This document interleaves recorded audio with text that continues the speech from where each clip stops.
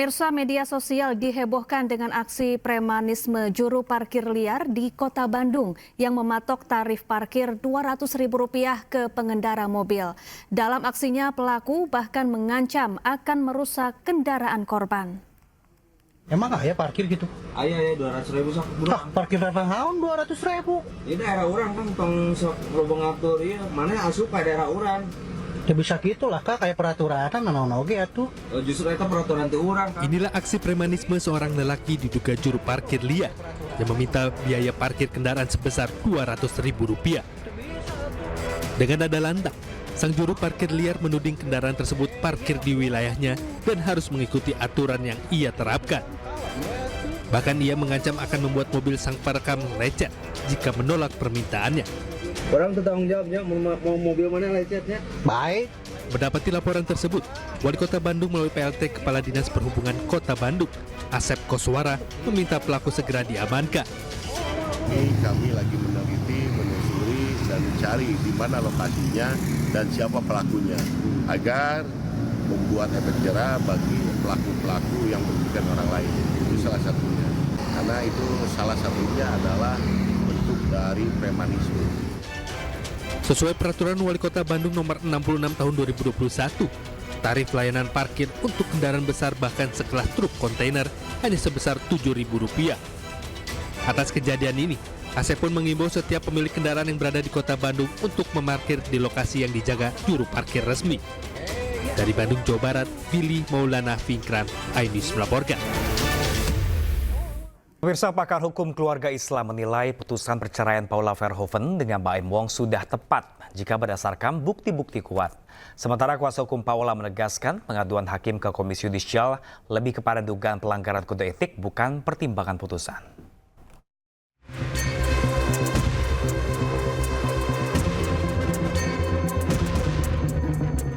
Guru Besar Hukum Keluarga Islam UIN Jakarta Profesor Mesraini menilai putusan Majelis Hakim Pengadilan Agama Jakarta Selatan terkait perceraian pasangan selebritas Paula Verhoeven Baim Wong sudah tepat. Jika putusan itu mengacu pada fakta dan bukti kuat. Paula bisa mengajukan banding dan mengadukan hakim ke Komisi Yudisial jika merasa belum puas terhadap putusan serta memiliki bukti lain. Ya, kalau memang itu terbukti ya, dan pasti kalau memang sudah putusan hakim seperti itu, ada bukti kuat, ya menurut saya tepat putusan majelis hakim tidak memberikan hak asuh anak secara full kepada ibu yang memang terbukti melakukan seperti itu. Tapi lagi-lagi terbukti ya, gitu. Sementara itu, kuasa hukum Paula Verhoeven meluruskan terkait pengaduan kliennya ke Komisi Yudisial. Alfon menegaskan pengaduan ke KY mengenai perilaku hakim yang diduga melanggar kode etik, bukan terkait pertimbangannya dalam memutus perkara perceraian. Kita laporkan itu terkait dengan kode etik, bukan pelanggaran kode etik dan perilaku, gitu ya. Berdasarkan berdasarkan pedoman kode etik ya, keputusan bersama Ketua Mahkamah Agung RI dan Komisi Yudisial nomor 047 atau 028 tahun 2009. Jadi itu sebenarnya yang kita laporkan gitu kan. Nah, ini kan terkait dengan 3 fase gitu kan. Pertama dalam persidangan, kedua itu terkait dengan membuka ya atau setidaknya menerima lah ya para pihak, salah satu pihak tanpa dihadiri oleh pihak yang lainnya dan tanpa diketahui oleh pihak si lainnya gitu ya. Misal contohnya kami sebagai si termohon gitu kan. Dan kemudian ketiga pada saat konferensi pers. Nah, kalau dikatakan tadi itu perselingkuhan, biasa dilihat apakah di dalam putusan itu ada kata-kata perselingkuhan, itu kan dalam pertimbangan hukumnya. Dalam putusannya, Majelis Hakim Pengadilan Agama Jakarta Selatan menilai dalil yang diajukan pemohon Baim Wong terbukti. Paula disebut berselingkuh saat masih menjalin hubungan pernikahan dengan Baim. Tim Liputan iNews melaporkan. Anda kembali di iNews Siang pemirsa, kali ini bersama saya Syafaati Suryo. Pemirsa, arus lalu lintas di kawasan Simpang Gadok menuju Puncak Bogor terpantau ramai lancar Minggu pagi. Skema rekayasa lalu lintas one way atau satu arah akan diberlakukan mengantisipasi adanya kepadatan jalur mengarah ke Jakarta. Libur panjang Hari Raya Paskah dimanfaatkan masyarakat untuk berlibur, salah satunya ke Puncak Bogor. Sistem ganjil genap telah diberlakukan mulai pukul 6 hingga pukul 9 pagi. Bagi kendaraan yang berplat nomor ganjil, diarahkan untuk berbalik arah dan mencari jalur lain. Prediksi puncak arus balik liburan akan terjadi pada siang hingga sore nanti.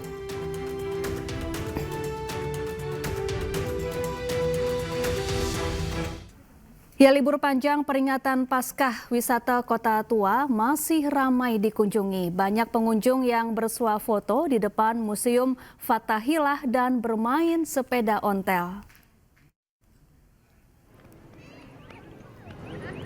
Salah satu kawasan wisata primadona di Jakarta, yakni Kota Tua, masih banyak dipilih masyarakat untuk menghabiskan libur panjang Paskah kali ini. Para pengunjung kebanyakan memilih untuk bersuah foto di depan Museum Fathahillah dan bermain sepeda ontel. Selain bersuah foto dan menaiki sepeda, pengunjung yang datang juga memilih untuk duduk-duduk menikmati suasana Kota Tua di siang hari. Pengunjung yang datang juga beragam, mulai dari kalangan anak muda sampai orang tua.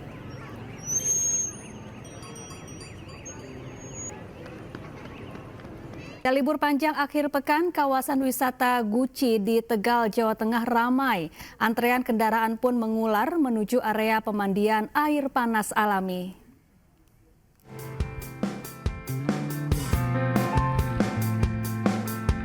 Antrean kendaraan mengular di kawasan wisata Guci Forest, Tegal, Jawa Tengah. Kepadatan didominasi kendaraan pribadi dan bus pariwisata. Para wisatawan ini terjebak macet sebelum memasuki area pemandian air panas.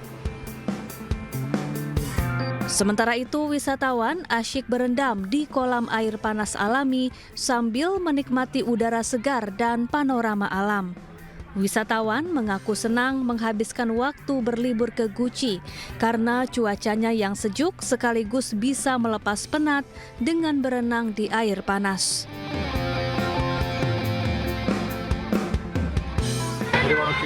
Ini libur panjang sengaja ke Guci ini, Mas? Iya sih, kemarin habis libur panjang Paskah kan, pulang ke Tegal, istri Tegal langsung liburan ke Guci. Alasannya apa, Mas, di sini? Gimana? Alasannya apa? Dari tempat wisata yang menarik lah. Guci. Jadi ada peningkatan dari hari-hari biasa. Dibandingkan dari hari-hari kemarin yang setelah Lebaran, ini cenderung lebih ramai. Kalau pengunjung dari mana, Pak? Banyakan, Pak? Ini kebanyakan sih masih dalam lingkup Kabupaten Brebes, Malang, dan Pekalongan. Tapi juga tidak sedikit juga dari Jakarta juga.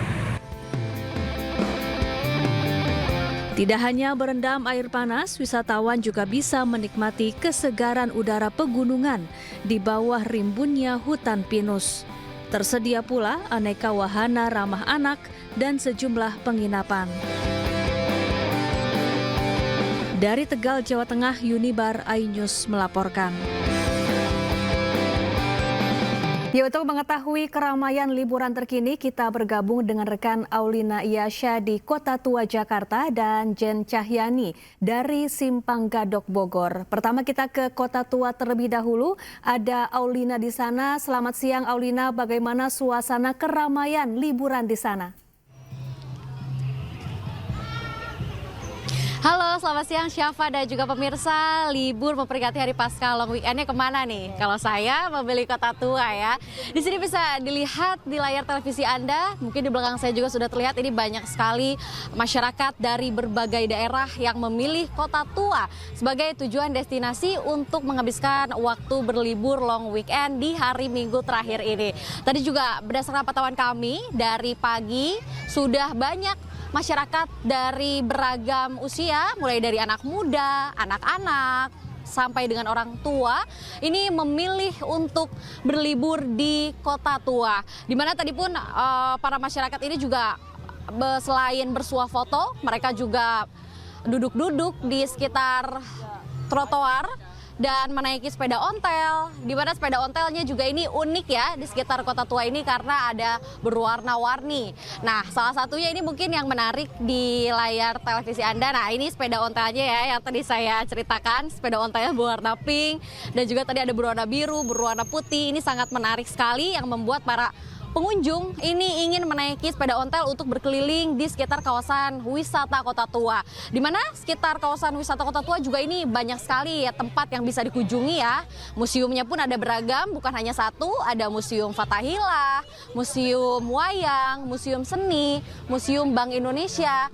Tadi juga berdasarkan wawancara saya dengan salah satu pengunjung dari Tangerang, ia mengatakan bahwa salah satu museum di sini yang paling unik katanya adalah Museum Wayang.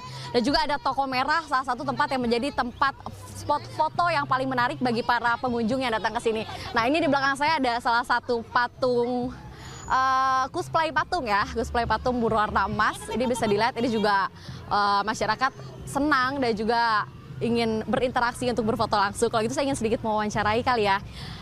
Patungnya maaf izin. Ini mau izin langsung kita wawancara patungnya untuk ikut sebentar. Aduh, saya mau ditembak nih pemirsa. Halo, Bapak mau nanya sedikit boleh nggak? Aduh, takut nih bawa senjata nih ya Bapaknya. Bapak boleh aku mau nanya Bapak ini cosplay sebagai apa nih di sini? Legend S. Parman. Legend S. Parman ya.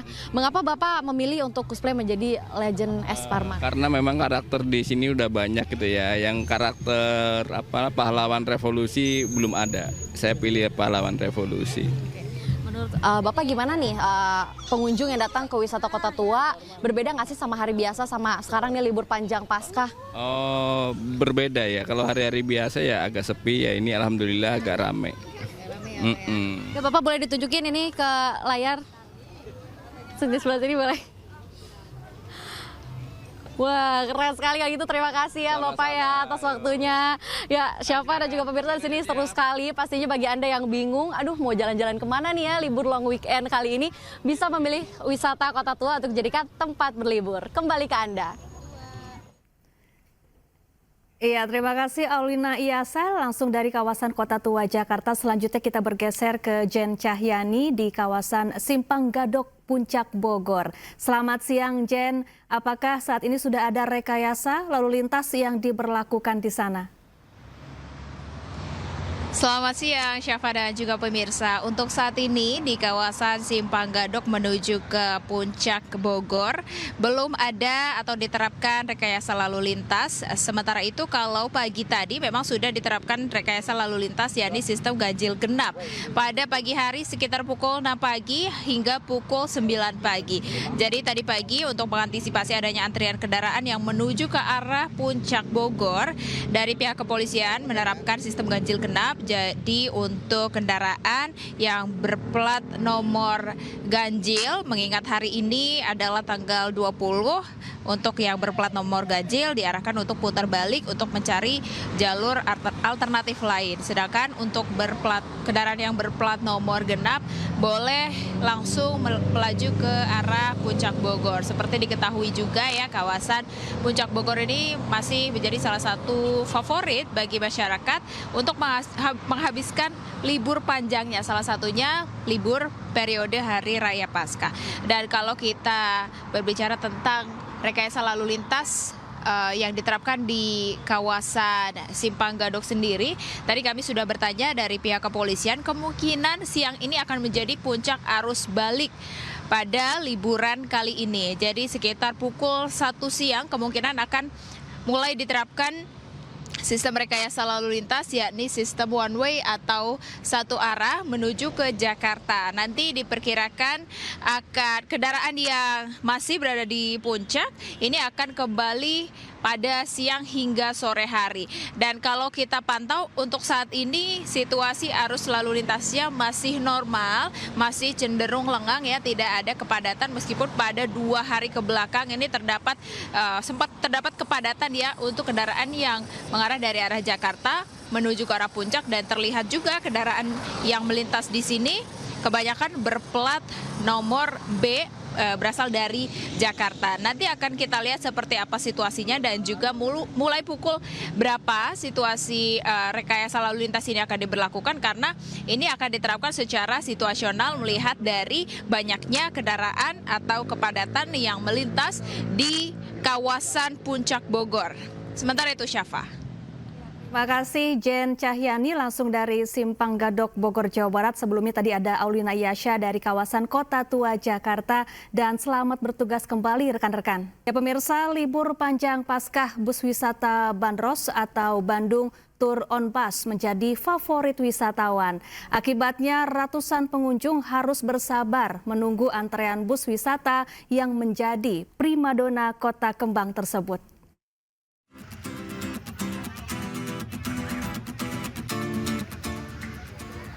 Ratusan warga, mulai dari anak-anak, remaja hingga lansia, memadati area depan Taman Alun-Alun Jalan Dalam Kaum Kota Bandung hanya untuk menunggu kedatangan bus wisata Bandros. Ya, di momen libur Isa Al-Masih ini, bus wisata Bandros menjadi primadona wisatawan yang tengah liburan di kota yang berjuluk Paris Van Java ini. Bahkan, mereka rela antri berjam-jam hanya untuk berkeliling menggunakan bus wisata sambil melihat tempat sejarah di tengah udara sejuk kota Bandung. Udah lama sih nggak naik ini, udah lama. Ini sama teman-teman, sama kelas. Harapannya seberapa? Harapannya semoga kedepannya lebih baik lagi, terus Bandung makin rame sama para yang pengunjung yang mau berlibur ke sini, khususnya Bandros sendiri. Setiap momen liburan, Dinas Perhubungan Kota Bandung menerjunkan 12 unit armada yang disebar di 3 lokasi, di antaranya shelter Bandros Alun-Alun, Jalan Diponegoro, serta kawasan Braga. Dalam satu hari sedikitnya ada 800 hingga 900 orang penumpang. Bus dengan kapasitas 25 orang ini beroperasi setiap hari mulai pukul 8 pagi hingga pukul 4 sore. Dari Bandung, Jawa Barat, Billy Maulana Fikran, iNews melaporkan.